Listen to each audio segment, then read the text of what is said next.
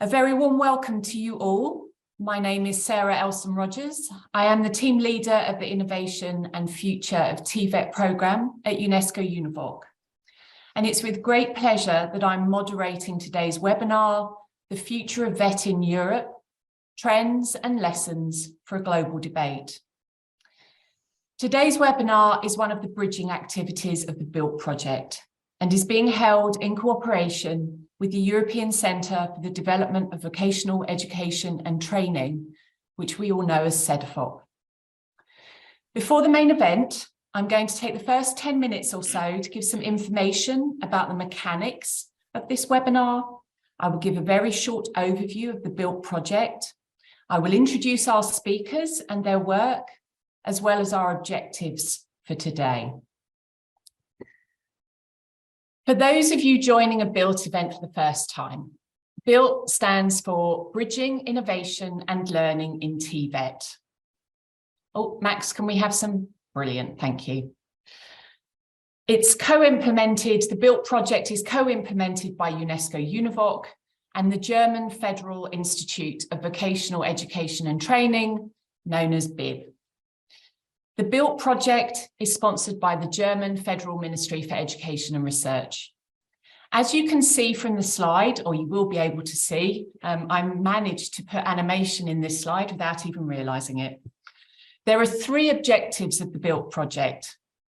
We want to exchange information throughout the VET community through our bridging activities, and this webinar is one such example. The BUILT project covers the three regions of Europe, Africa, and Asia Pacific, and it's those regions which we try to build bridges between. Our second objective is to collect and document new innovations in TVET from all three regions and to generate new knowledge. We have gathered more than 40 innovative and learning practices, which you can find on our website, and the link will be posted in the chat. These practices showcase examples of how VET systems and stakeholders are changing skills development systems and practice to meet the transition to the digital and green economy and society. In 2023, we will also include sector-based innovations, specifically in the hospitality and tourism sector. Our third activity area is to reinforce learning, partnerships, and capacity building across the three BUILT project regions. We have 3 learning labs each year where we take an innovative practice in VET and we dissect it, discuss how it was implemented, what were the results, and the lessons learned. To date, we have held learning labs on makerspaces, the use of virtual reality as a pedagogical tool, and the skills required for the transition to hydrogen energy. Our learning labs are diverse in the TVET topics they cover. And again, the link to the relevant web pages is posted in the chat. Right, to move on to today's topic. Next slide, please, Max. It is my great pleasure to introduce today's speakers, Jens Bjørnåvold and Anastasia Pouliou. Many of you here with us today, and I can see we're at over 170, will know these names already. For those of you who do not, let me say a few words to introduce Jens and Anastasia and their work. Jens is a legend in the world of VET in Europe.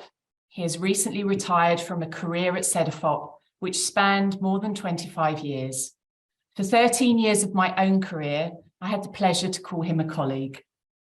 Jens has been instrumental in the quantum leap which has taken place in VET cooperation in the European Union since the Copenhagen Declaration of 2002.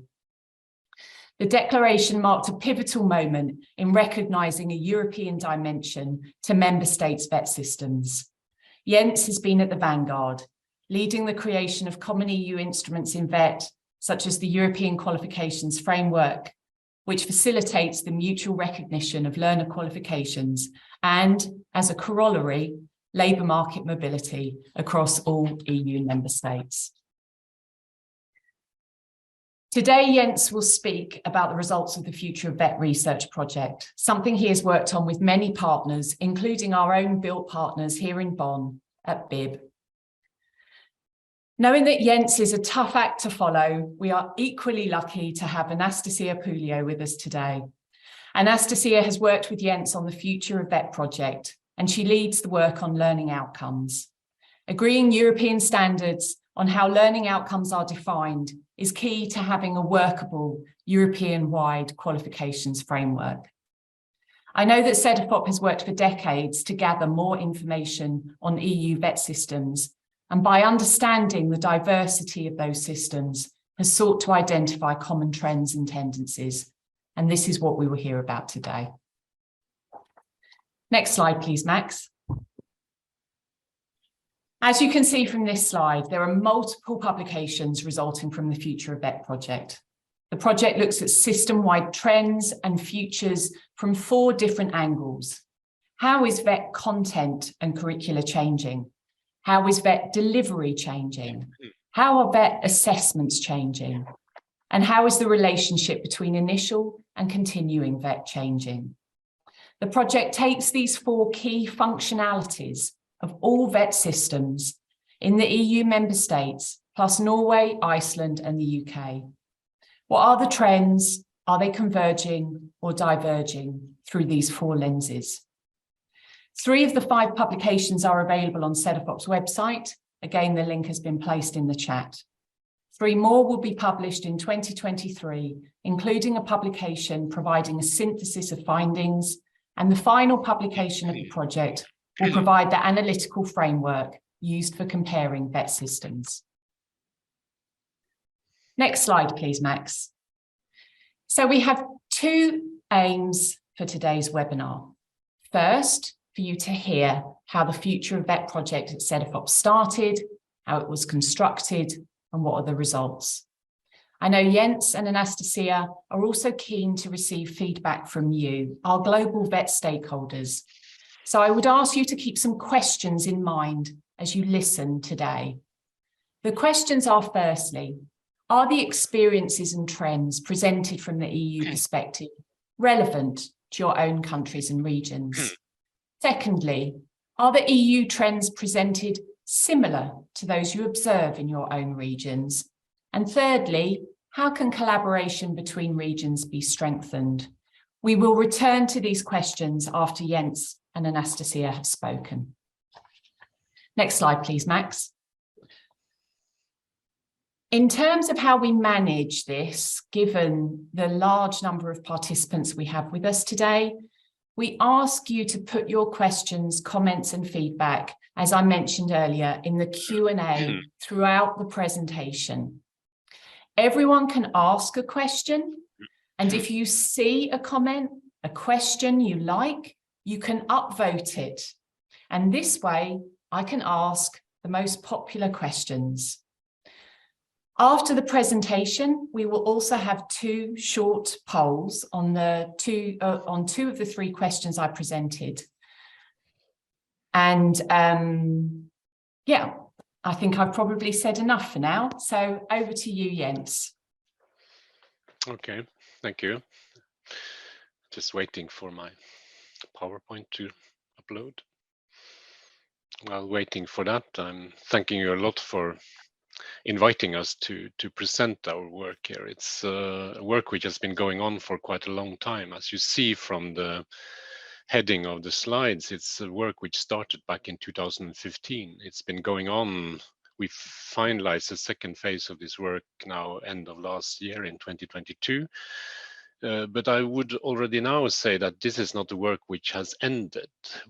CEDEFOP is now preparing the 3rd phase of the work on the future of vet to start from 2024, and hopefully for a new 3-year period. So this is actually from CEDEFOP's point of view, a sort of continuous strand of work, very important part of our work, to try to understand what is actually happening with vocational education and training in Europe overall. what are the main trends, what are the main issues, what are the main challenges we are facing, and to do that on a continuous basis. Of course, we are very happy that we have this close dialogue with UNEVOC and UNESCO and also with other institutions, because obviously European VET is not something you can look at in isolation. You need to see how it also works in a broader international context. So having said that, we can start, and I will try to give you an overview of what's our findings over these years. I will do the first part, which is mainly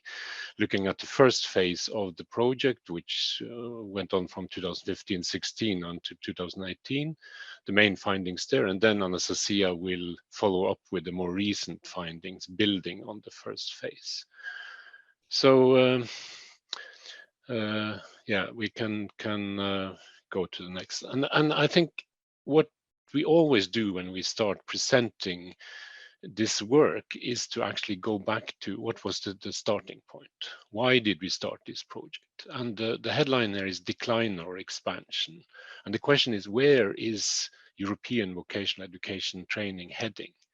At the time when we started to plan this project, it was not really obvious what is happening to European vocational education training. There was a negative story saying that vocational education training is something which is declining. It's losing out to general and academic education. The fact that we see a job polarization, we see digitalization, all these trends you all know in a way raises the question, is vocational education training the way we normally see it, something which is losing out? Is it something which is becoming less relevant? So a very negative story. And this was, of course, also linked to the fact that in some countries we saw a decline in the numbers of candidates attending VET. I will come back to that in the next slide. The positive story, and this in a way was confusing in a way, because there was also a positive story. And the positive story is about vocational education training as something expanding, for example, expanding to higher levels, higher level VET becoming more important in several countries, and not least the fact that vocational education and training is sort of form a backbone of lifelong learning. Adults attend VET. It's not only the young people who attend VET, and I think most importantly that the skills provided by the vocational education and training system are essential to the labor market, are essential to growth and welfare. So these two stories, this kind of contrasting story, was our starting point, because the question is, what is actually happening here? Is VET in a way kind of fading out? Is it kind of being reduced to something which is not so important as it has been, or is it quite to the contrary, something which is expanding? So this was our starting point for actually looking at VET. So what did we see then? Well, we started to look at the numbers. How popular is VET? And the picture is actually quite diverse in Europe. You have to keep in mind here that we are looking at 27 member states of the European Union, also the UK and Norway, Iceland. So we are in total looking at 30 countries here. First of all, in some country, we actually observed a remarkable growth in the number of candidates attending vocational education training. This was admittedly from a very low base. Countries like Spain, Portugal, we could, over the last 20-25 years, since 1995, which was our starting point for the project, actually observe a remarkable growth in attendance to VET. So VET was clearly expanding. So that was a first, in a way, very positive observation. The second is that we also, in some countries, and here I used the example of Germany and Poland, I could actually observe a significant decline. But this was from a very high base. We're speaking about kind of average attendance of, let's say, 60, 70, even higher percentages of the youth population attending VET. So a significant decline, more towards a more balanced picture, where perhaps around 50% of the youth cohort attended VET. What is important, because the numbers doesn't tell the full story, what is important to say is that what we overall observe is a decline of practical, shorter vocational education and training programs. I think that is something we see in many countries, the decline of the shorter VET programs, practical VET programs. That was combined then with an increase in what we can call theoretical and longer VET programs. Actually, VET programs giving access to higher education, to universities in a way with a stronger link to VET. So it's not only a question of changing numbers here, it's also a question of changing profile of VET, where we see the development from the short, practically oriented courses to more broader courses with stronger links to general education. Another observation, and I think that is important also for the future, is that we see a significant growth of what we could call professionally oriented higher education. We also see a modest growth of vocational education training at high level. For example, when we use the qualification frameworks, the European qualification framework, we see some growth in some countries quite significant at the levels, for example, 5 of the European qualification frameworks, also to some extent level 6 of kind of advanced vocational education and training. So I think this is something to keep in mind, that numbers is one thing, and we see kind of a different story in different countries. It's not only one picture here, but what is important to keep in mind here is that the content of VET, actually the profile of VET, seems to be changing from the shorter VET programs towards the more general and longer, but also the increase of vocational education training at higher levels. So it's a complex picture, and you can find the documentation of that in our publication, but the overall message here is that this is a rather complex area. So how did we go about this? And I think that is important, and that is perhaps something which is worth discussing also at international and global level. How do we actually go about analyzing vocational education and training? And for us, what we call the 3-perspective model of vocational education training has been very important, because as we, in a way, saw at the very start of this project, if you only look at the institutions and the structures of vocational education and training, or what we here call the education system perspective, well, you get some insight into what is happening to vocational education and training, but it's also a limited perspective.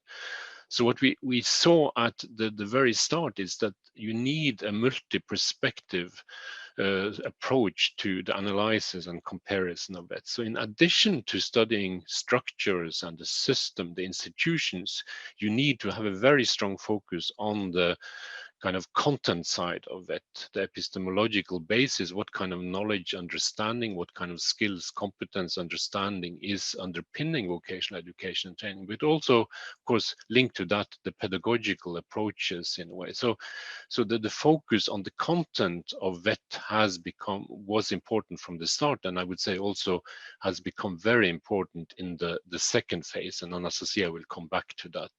The third perspective is what we call the socioeconomic and the labor market perspective, because it has to do how is vocational education training linked to society, to labor market? What kind of relationship is there between VET? Because VET is not operating in isolation. It is linked to society. It's linked to labor market in various ways. And how is that changing? So these are the 3 perspectives we have been using. And you will also see it in the publications that these 3 perspectives are very important. Now you can change the slide.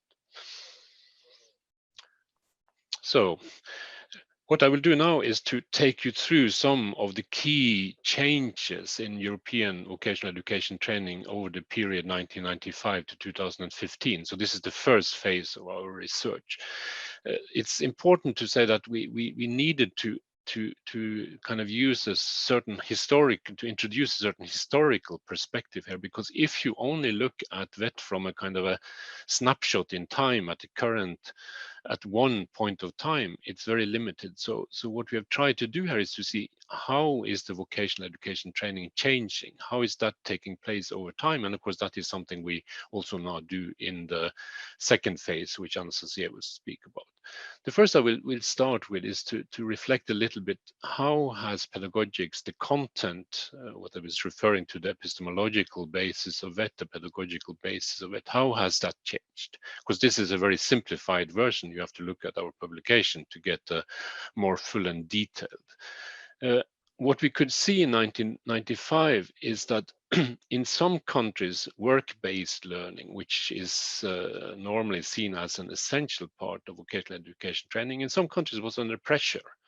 It was in a way losing out to the more school-based systems, the classroom-based systems.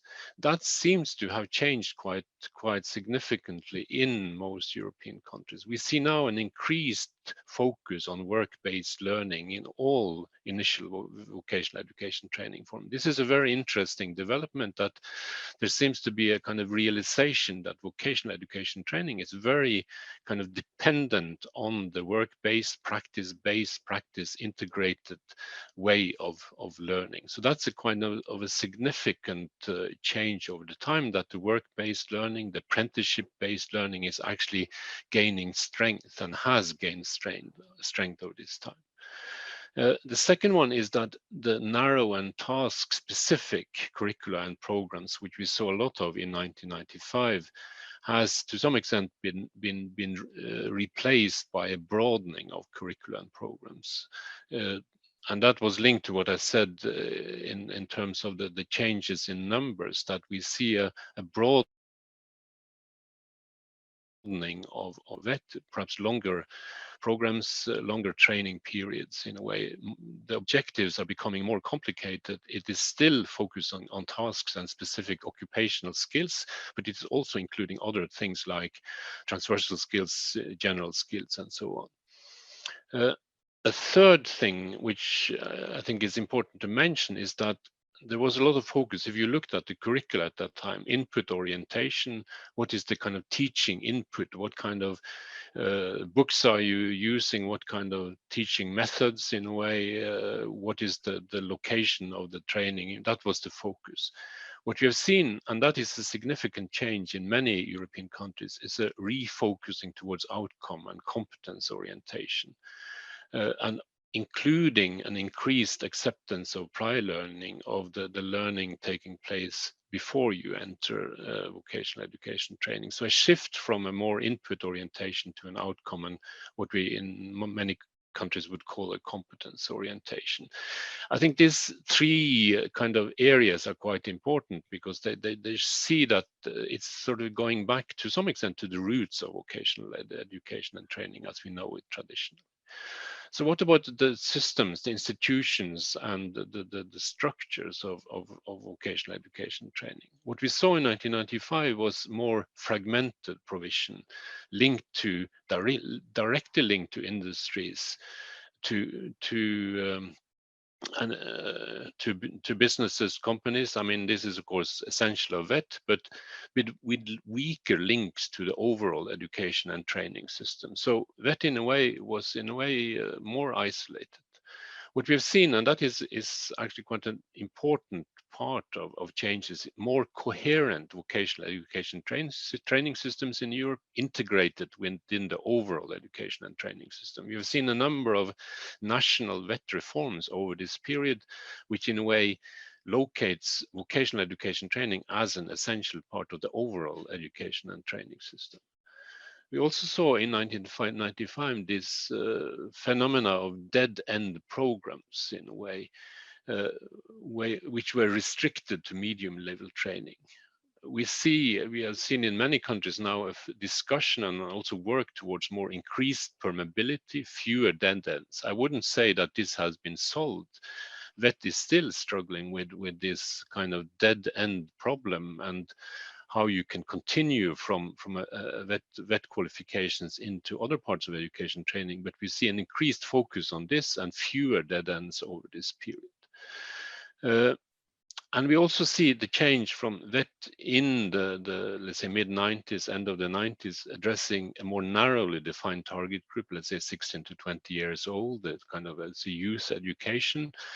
And I think we now see initial VET increasingly opening up to adults. That's quite interesting. I think we saw statistics now in the last project showing that almost 1/4 of the countries in Europe actually has a majority of adults in their initial VET system. So these are very interesting and quite strong tendency. The final sort of say glimpse into our work is the changing what we call socioeconomic context, which is basically about the relationship of VET to labor market, the relationship of VET to society. And again, this builds on what I've said previously. We could observe in the 90s limited goals, preparing for job entering and securing skilled labor. We now see broader goals. We also see goals linked to social economic excellence, integration. We see that the VET at that period perhaps more was linked to industry and sector-based standards. And we see that this has somehow changed. The link to general education, the link to caused by the need for permeability to reduce dead ends, has broadened the basis of VETs. I think also VET traditionally as job requiring kind of preparing for jobs requiring medium level skills dominated at that point. We see that while there is some decline in medium level skills, the increased demand for advanced VET skills, I was speaking, for example, about EQF level 5, but also levels 6 and 7, the increase of higher VET provisions is important here. And that is not something which is due to internal, to say, developments in the VET system. It is something which is responding to an increasing demands in the labor market, the need for more advanced skills. So those are a kind of glimpse into this. I will then just give you some, and very briefly, some insight into ways which we have been working, because of course comparing 30 countries is not a kind of straightforward thing. So we have used a model, and also this model has supported the development of what we call scenarios, or potential pictures of future developments in a way. To simplify this task, we have identified one horizontal axis and one vertical axis. I can start with the vertical axis, and that in a way reflects very important developments in Europe. First of all, we have observed a development towards what we could call diversity or pluralism, as it is said in this slide, that VET is being delivered by an increasingly diverse number of providers of institutions, so that VET is not only one set of institutions, but actually becomes a diversity, a pluralism of different institutions. In other countries, we have seen actually the opposite, that there is kind of focus on a more limited set of institution and kind of a distinctive development where you focus on the more specialized VET institutions. So this vertical axis between diversity, pluralism on the one hand, and the distinctive or kind of focusing in on a more limited number of institutions is another one. The horizontal axis is related to the content of it. If you look to the left, we see a development towards the more, or a trend towards what we could call academic drift, where vocational education training increasingly is being influenced by general education and training, and perhaps more theoretical, abstract knowledge bases. The other one, to the right, is the opposite, what we call a kind of more occupational or vocational drift, where the focus is actually on practice-based learning, work-based learning, to try to really focus in on the kind of practice-based, work-based aspects of skills and knowledge. So these are kind of simple dimensions, but they helped us to see some main trends and also to identify some key scenarios for the future, because countries vary quite a lot on that, and you will see that in the coming slides. So Anastasia, if you change. Using these two, you can criticize them for being simplistic, but I think it captures important trends in the countries. We could in a way identify a bigger picture. What we observe is that countries vary. Some in a way are perhaps more kind of can be described as tending towards a more academic drift. Some are also then kind of showing this vocational drift. We still see quite a large variety between the different countries. However, and I think that is important, we see some convergence in between countries in terms of a balance between vocational education and training and general education. And I think that is something which is also reflected in what I've said previously, that this trends from the shorter courses to longer courses, the focus from to try to get rid of dead ends and to in a way strengthen the permeability of systems and links to other systems is something we see countries are converging to. So in a way, we also can see that a majority of countries actually see a more diverse systems, pluralization as a common trend. What is important to say, if we look at this period from 1995 and to 2015, is that there's no real fundamental system changes in European VET. It's more an incremental development, step-by-step development, rather than the big systems. That's perhaps important to keep in mind. Anastasia, you can take me to the next. This I won't go into. It just shows some of the scenarios we developed for the future of VET in 2035. There's no time to go into this, but it in a way is also linked to these two axes in a way: diversity versus distinct, general education versus educational education in a way. And we can see that there are different options here, and some of these options in a way indicate a kind of marginalization of it. Others in a way point to it as really a key element in this.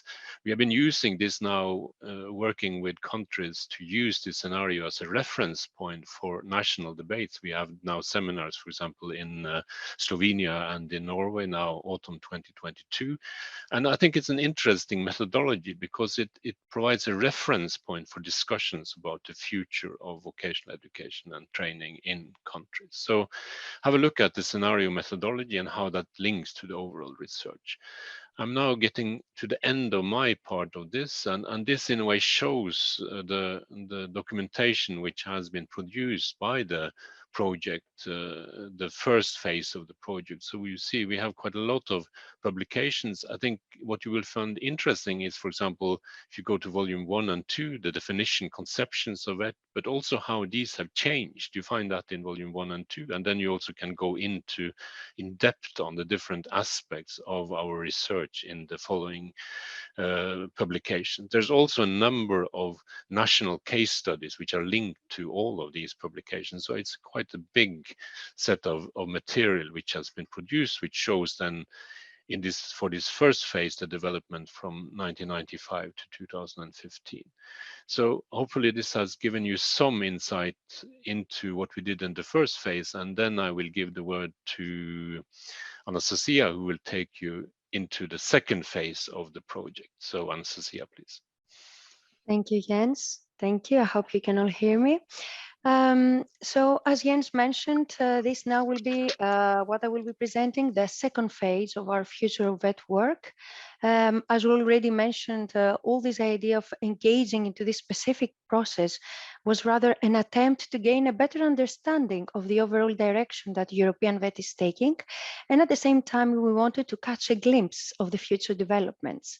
Of course, this project, the Future of VET project, that actually started in 2020 and finalized very recently in December 2022, was actually building on all the experiences and the outcomes of the changing nature and role of VET.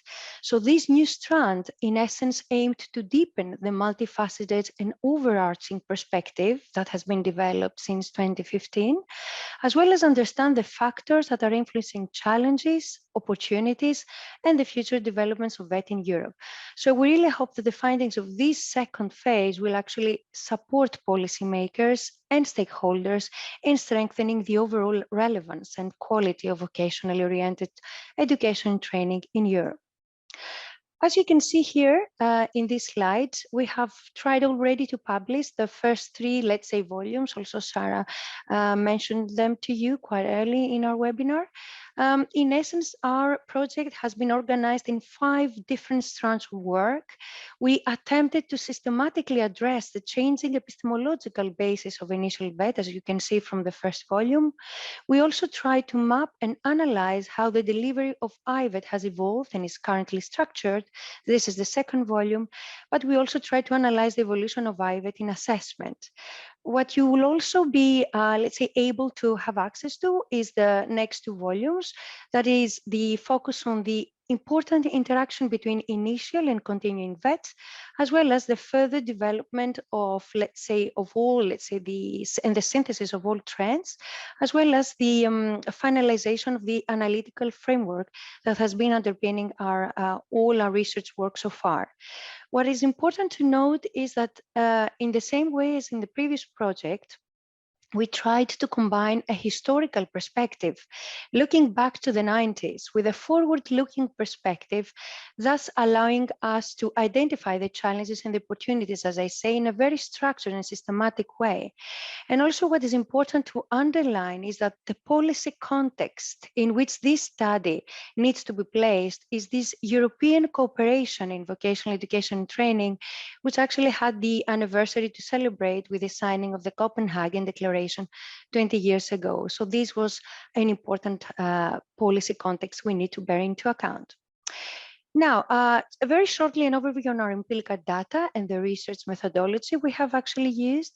As I told you, we have been producing different volumes, but all of these were based on specific case studies. We actually developed 21 case studies, and which are focusing on specific themes, and these will be very available soon in CEDEFOP's website.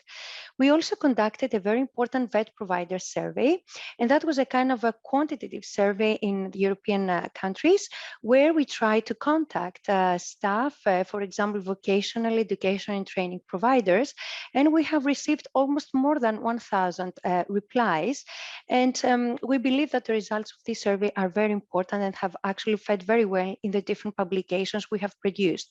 In essence, if I can already speak about numbers, throughout all the years, not only the second strand of work, but from the very first stage, we managed to produce more than 1,000 pages. So I think this is a very important research work that has been generated. Of course, the ReferNet network is the one that is supporting CEDEFOP in different activities, but importantly in this future of VET work has actually been able to give us a lot of insights on different developments in different countries. As Jens mentioned, we also organized 2 national scenario workshops in Norway and Slovenia. And the idea was actually to somehow test the scenario methodology and to allow a very important exchange at a national context, and to see, for example, what kind of reflections we can have with regards to the development pathways for the national systems in the future. And already the feedback that we got from these scenario workshops was that participants were very much reflecting about, for example, the decisions that need to be taken to strengthen and further develop vocational education up to 2035. Next, I will start, let's say, using some metaphors to show you, a very important, let's say, the insights we have collected from all the 4 different themes we were embarking on this project. So the first metaphor I'm using is actually related to the idea of the cottage gardens. And this is actually what we have also used as a name for one of the scenarios that we developed in the previous projects. The idea of using this metaphor is related to the following. We see that many developments since 2015 have taken place, and they are rather pointing towards somehow an increased diversification of VET delivery and expansion. Similar to the cottage garden scenario, which actually describes a country in which a range of highly varied but well-arranged and well-organized education provision would actually coexist, and in which a vocational orientation would play an important role overall. So this is the metaphor I'm using. So the first insight we got from that specific work was that despite the expansion, the number of VET schools has actually decreased in the European countries in these years. And this can actually happen either due to a declining number of students, maybe it's demography, or perhaps because schools have been merged to build large regional centers for more choices, for instance, to students. This is actually what we observed, for example, in countries like Netherlands, and this was a development that was already identified at an early stage in the 90s. Of course, we can confirm the hypothesis that the number of VET qualifications has decreased. And in some cases, such developments were planned on purpose. Of course, in other cases, that was related, for instance, to the skills demand. We also noticed what we call these hybrid pathways and hybrid school programs. When I'm using the word hybrid, what I want to refer to is the combination of vocational with more general courses at a specific, let's say, institution. At the same time, we're referring to hybrid programs, meaning the ones that are combining training for the labor market and also access, for instance, to higher education. Of course, this has not been a major trend. We do observe, for instance, some increasing numbers in Austria and Switzerland, with, for instance, some variations in occupations. But overall, we can see a minority of apprentices, for example, using these kind of cases. At the same time, despite the blurring boundaries between vocational education and training and general education, there is little evidence that these two have become, let's say, indistinguishable with each other. And in essence, VET has managed to retain a strong, distinct identity, especially at upper secondary level, but somehow still struggling with higher education. And clearly, as we also saw from the case studies and the survey we have conducted, the curriculum autonomy has increased. Actually, IVET providers have more autonomy with regards to curriculum design and management. Of course, this comes to varying degrees in the different countries in Europe. And of course, this greater autonomy is being accompanied by this increasing modularization of qualifications with elements that can often, let's say, be chosen optionally, and also with the increasing use of methods, for instance, of validating non-formal, informal learning. Of course, that would, in essence, enable the design of individual learning pathways and more flexible learning arrangements, which actually seems to be continuing into the future. My second metaphor now, from what you see in the picture, I call it a double upgrade. This picture actually shows a double spiral staircase from the 15th century, which actually consists of two opposing spiral stairs that would actually merge greatly. They would then part and then rejoin again. That kind of, let's say, picture was used, as I said, in the 15th century. It was also called the staircase of reconciliation. So for me, it actually fits very well in this second theme because it actually shows what we considered an important paradox. This increasing emphasis on general subjects and transversal skills. So thinking about this important emphasis on general and transversal skills and competencies, what would that mean in essence to become more either general or rather to integrate in the teaching and learning processes the so-called transversal skills and competencies that we usually refer to? It can either be that either those transversal skills and competencies can be mostly integrated in work-based learning, or the extent of general education subjects, for instance, have increased at the expense of theoretical VET content. So this is, let's say, an important insight we collected from that from our work. Secondly, we have observed considerable variation in integrating those general transversal skills into vocational education and training. Some would be more, let's say, evident into general education subjects, but others, for example, entrepreneurship or career management competencies would be more evident into VET, into vocational education and training. And of course, despite, let's say, as we said earlier, the fall in the VET school numbers in many countries, we also saw a diversification of VET provision, not only through greater autonomy in the curriculum, but also in terms of this increase in work-based learning. Unfortunately, due to the increase in autonomy and the flexibilization of education pathways I mentioned, it is becoming quite difficult to assess the exact extent of this development. However, we can observe that the emphasis on work-based learning is very much evident also in assessment. We see let's say, an increased use of final practice exam. We see also skills demonstrations conducted in real work environments and becoming more common. And we also see employers and other labor market actors being increasingly involved in assessing learners in VET. So this is a very important development. My third metaphor, interlocking gears. As we know, the need for workers to update their skills frequently is very well established now in the labor market in the current situation. And of course, at the same time, there's an important need for workers to acquire high level of skills. So these trends are very important.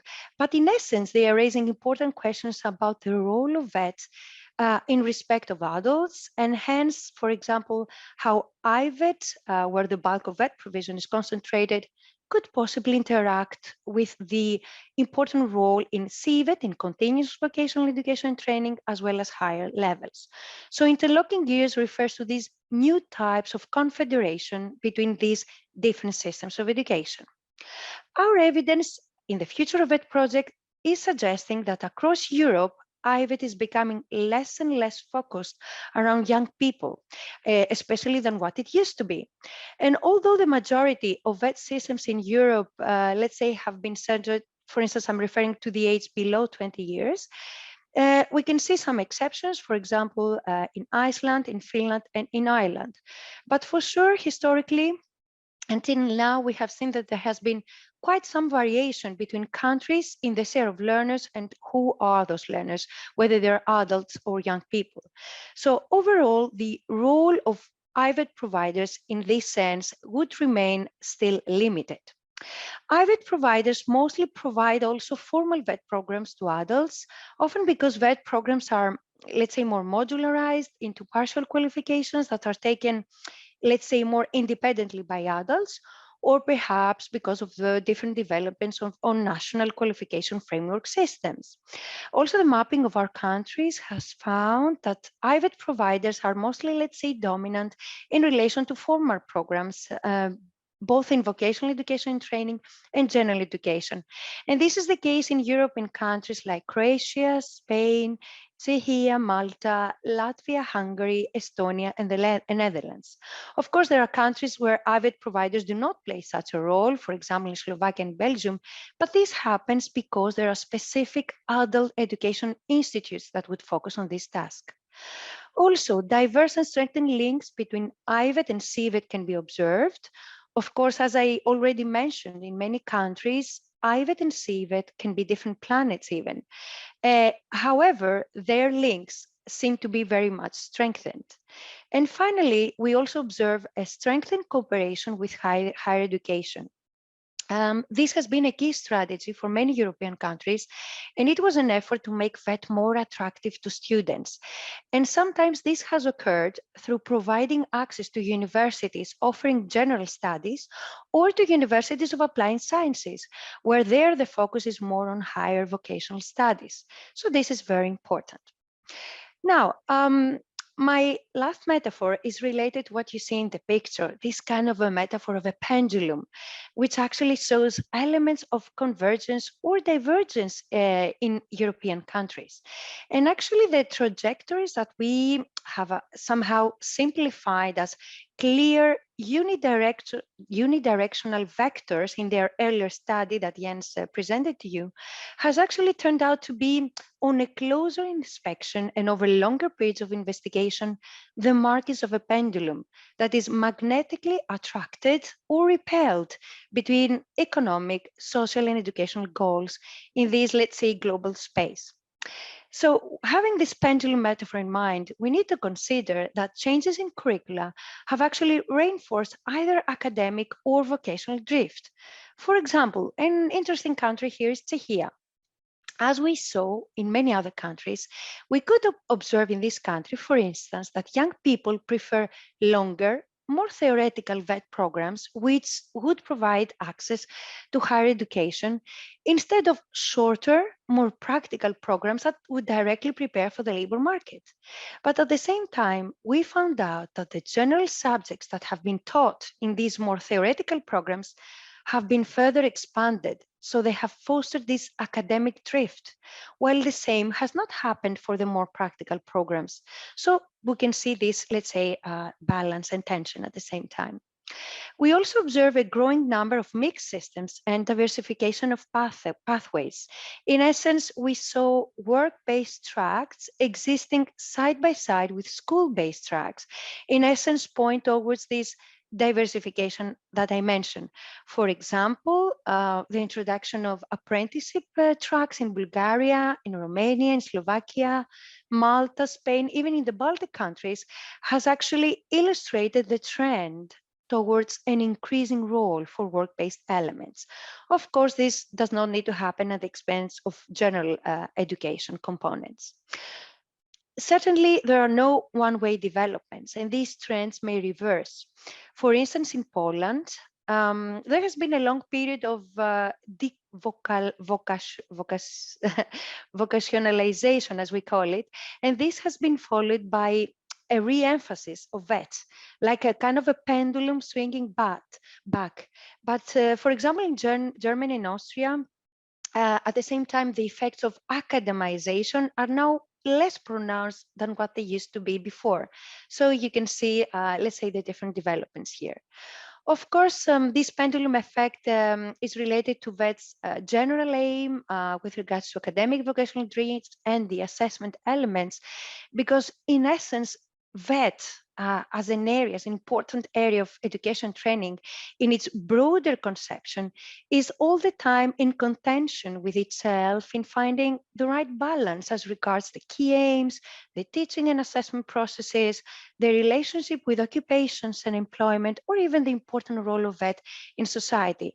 So I believe that the three-perspective model that Jens showed earlier, as well as the analytical framework we have developed, have actually both provided a tool to clarify the different positions, the perspectives on VET, and has actually enabled these important discussions at national, European, and international levels. This is a very important, let's say, concluding slide that actually I'm not going to repeat all the different, let's say, elements you see already being placed there. In essence, what you see on the left side is all the main trends we can observe throughout all, let's say, the 7 or 8 year research we have embarked on.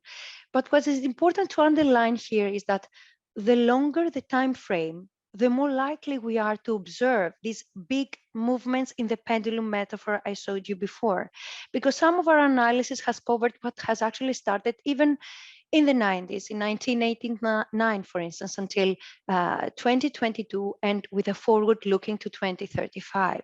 So all of this research work we have conducted actually tells us the following message. It cannot be assumed that these trends will continue to the future. And countries have tried to respond to external shocks. For example, we have observed what has happened with the fall of Berlin Wall, the recent events such as the COVID pandemic, the war in Ukraine, the energy crisis that we are actually facing now, the historic inflations that have actually occurred. So all of these factors or shocks highlight the need to take a long-term view and try to accommodate the hard to predict developments. And of course, all of these, let's say, changes that are expected to take place cannot be taken for granted. And that is why we all the time use this term path dependency. I think Jens touched upon that in his presentation, because we think at CEDEFOP, and what we clearly see is that VET systems are path dependent. So their future development will definitely reflect their past. And we saw very, let's say, strong traditions being evident in different countries in Europe, that it did not actually change a lot. So only very small steps were made. This incremental process actually took place that is actually reflecting the important national system in the different countries. So I think what is important here is to ask critical questions.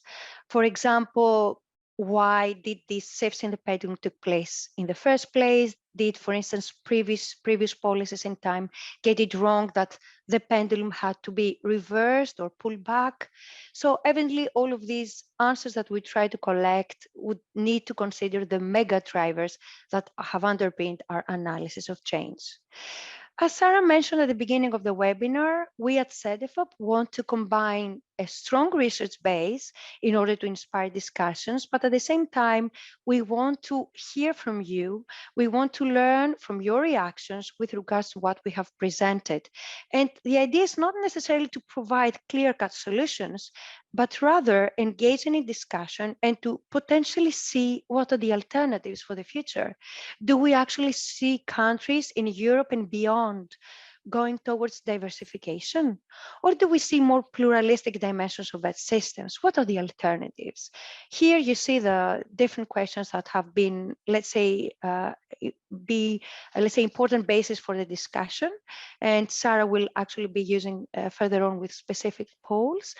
But just to conclude, just to inform you that these Future of VET project team has been a big one. Of course, Jens is the father behind this specific research work, but we also try to support him at CEDEFOP level, but also our important partners, the 3 Years Consortium based in Austria, together with the important advisory board consisting of key, let's say, researchers in the field, as well as more than 80 country researchers in countries of Europe, as well as Norway, Iceland, and UK, are the ones that have been the key players in this important research work at CEDEFOP.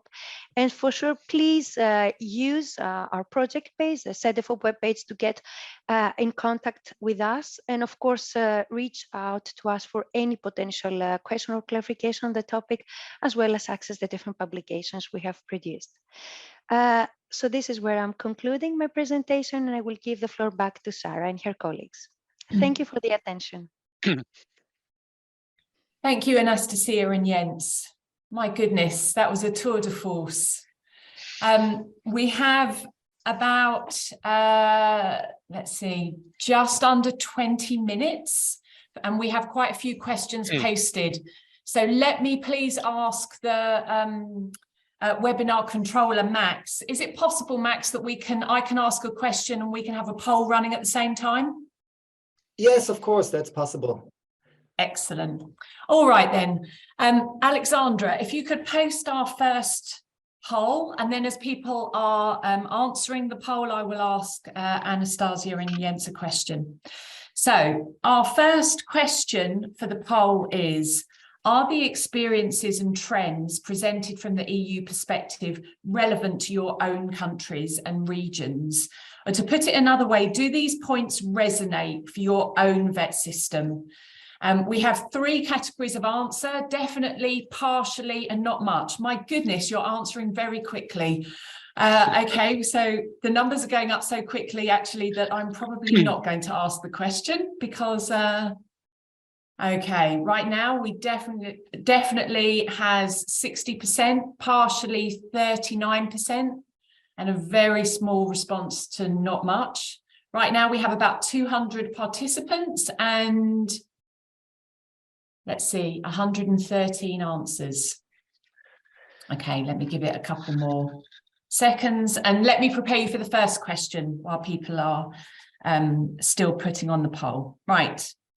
I'm going to take moderator's prerogative and ask the first question, and I will inform the question from comments made by two of our participants. Apologies for my pronunciation of the names.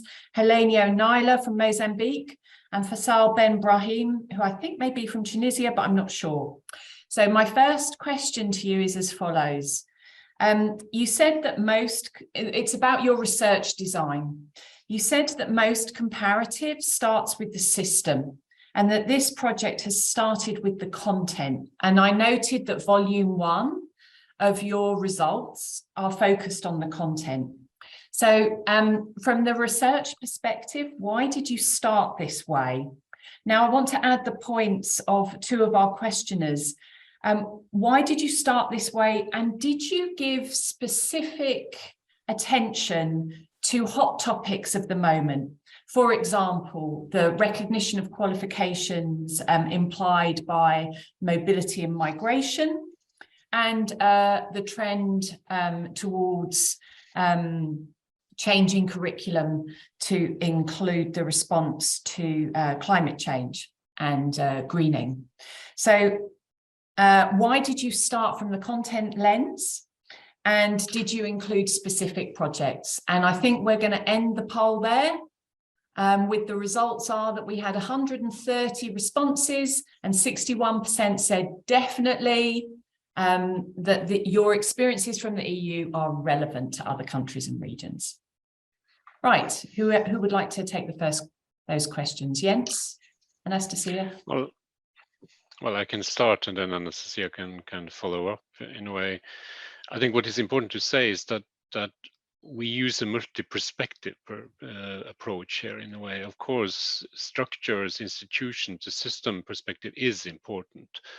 But I think what we observed is that a lot of comparative research in a way end there, that the focus is on the structures, the institutions, which is important. And what we saw is the need to add to that perspective. And we add by including a focus, a systematic comparison of, for example, what is the content of curricula, what is the kind of knowledge basis of that. That was very important. And of course, also the third perspective where we look at the role of VET in relation to the labor market and in relation to society in general. So I think it's this multi-perspective approach which is important here. And the content focus, content comparison has been important. I think also that is a very challenging thing to do in terms of research in a way. It's so I think we still are struggling. We have had other projects in CEDEFOP, for example, comparing vocational qualifications and their content, which you also will find on our website, which has been important. The work done on learning outcomes, where Anastasia now is responsible, is also very important. So I think we are trying to develop, or CEDEFOP is trying to develop a research methodology which is better capturing content. This is linked, of course, to a topic which has been central to CEDEFOP for many years, and that's the focus on recognition of prior learning, validation of non-formal, informal learning. And that is, of course, going to the core of the content in a way, because if you're going to understand what people, their prior experiences, their non-formal, informal learning, you need to have an understanding of the skills, the competences. You need to be able to assess, you need to be able to identify and document and to recognize those skills. So I think however you turn it around, you need to have this kind of additional focus on content, but it cannot stand alone. It has to be combined with structures, institutional focus, and with the focus on the relationship to labor market and society. But Anastasia, you can follow up on this. Mm-hmm. Yes, thank you, Jens. I would definitely add with what you say. I think our approach in the project, as I said, was to have these three different lenses. Of course, not only discuss the system institution, but focus on the pedagogy, the epistemological theories, and of course, this important socioeconomic and labor market perspective. It's only in this way that we are able in a position to analyze somehow what is actually happening in practice. Now, because I think the comment mentioned was related to the curriculum in particular, I think that, as Jens mentioned, we are now very much started this very deepened and let's say more focused approach on what is happening with curricula in IVET in Europe, and the specific focus would be to analyze, let's say, the curriculum design and the awareness of teachers when using, for instance, learning outcomes approaches in curricula, not only in school-based settings, but also in company settings. And of course, how assessment is also done in practice. So we do indeed focus on content, but for sure, we do not forget the external factors as mentioned before. Already from the changing nature and role of VET project, we have developed one specific publication, how VET is responding to external factors. And of course, the current, let's say, discussion is focusing on greening, on digitalization, on migration. These are important parameters to consider, and our aspiration at CEDEFOP is actually to go deeper and analyze these, let's say, developments and influences at the curriculum level, at the level of teaching, assessment, and of course on the learner, because the learner is the key, let's say, focus in this setting. Sarah. Thank you so much. Okay, let's have the second poll. And I will, my second set of questions is going to be on some of the results you presented. But let's do the poll first. Okay, the broad field here is similar or not. For those of you participating today not from the EU, though don't worry too much, are the EU trends presented similar to those you observe in your own regions? Okay, interesting. Definitely we're getting a majority impartially. Okay, let me ask a few questions about your results. Right. There is a question we received from Wenming Yang from Shenzhen in China, which asked about, given that you had your multi-stakeholder perspective in your research design, do you also present stakeholder-based recommendations, for example, for policymakers, providers, practitioners, or some kind of guideline? And let me end the poll there. Oh, no, I won't end the poll. Keep going. Go ahead, Jens. Anastasia. Okay.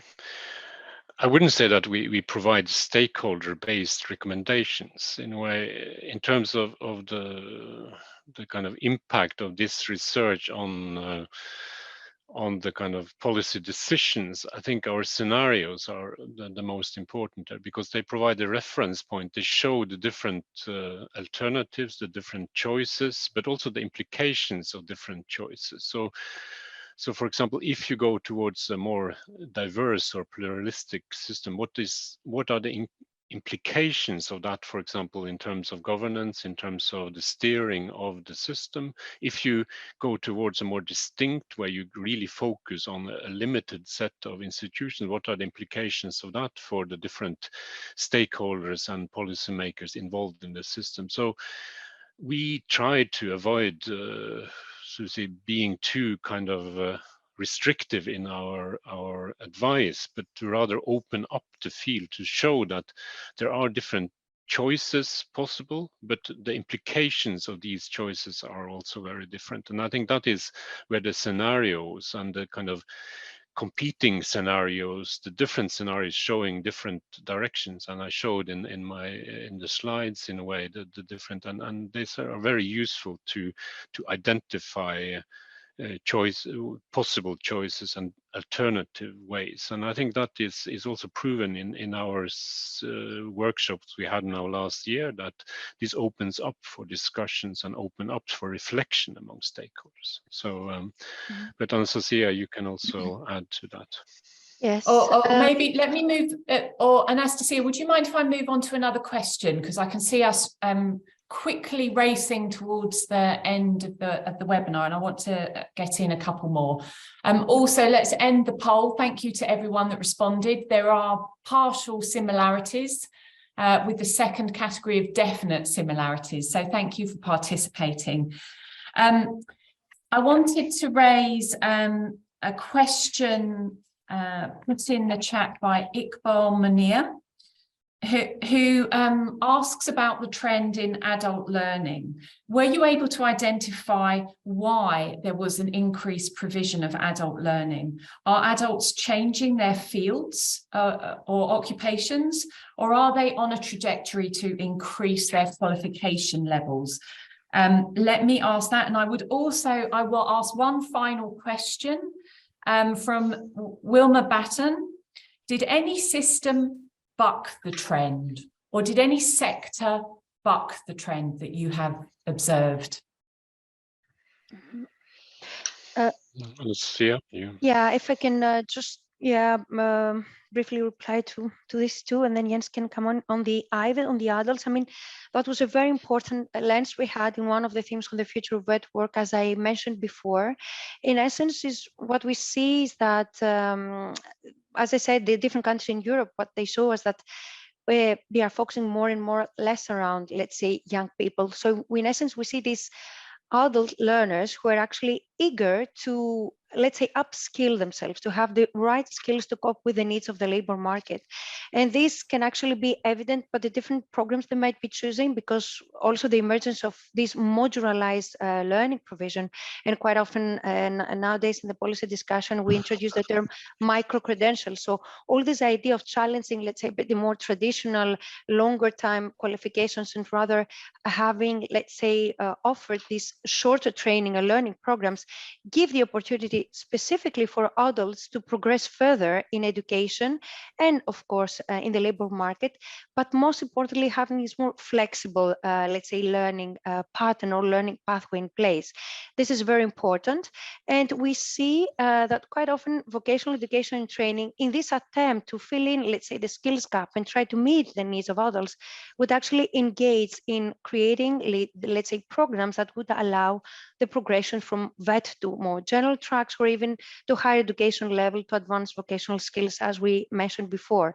So adult learners are very important as a theme for our work. We see different developments taking place in the countries in terms of adult policies and upskilling, reskilling, let's say, their competencies. But for sure, let's say the curricula that are actually now emerging or being reviewed take into consideration this effort to make them more ready for the labor market. You also asked the question about any system backing the trend. I don't know if I understand that correctly, but the idea actually of when we develop these scenarios at the changing role of VET project, and also further testing those scenarios in different national contexts that we manage in the future of VET project, it shows actually that countries are very diverse. They're very different. Even these scenario methodologies, all these different system develops, you could observe, are diverse. They cannot be treated as such, like one, let's say, direction for specific countries.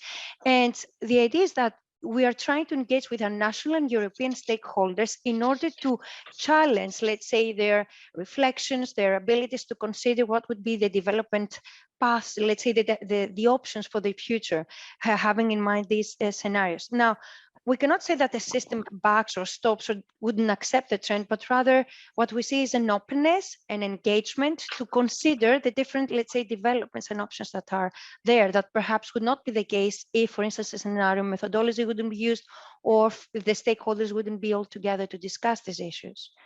But Jens, please add to these reflections. I think the question was why are there more adults, in a way? What is the reason for that? I think it's a very kind of complex question in a way. I think first of all it has to do with the requirements of the labor market in a way for the upskilling and reskilling, and I think that in a way gradually is influencing the way systems are now responding to that. So the whole kind of discussion of recognition of prior learning, how do you kind of identify, how do you document your prior learning experiences from work, how is that feeding into the qualification, is becoming important. But I think in particular we see that the need for advanced higher VET is increasing in different forms, in different formats, in different countries.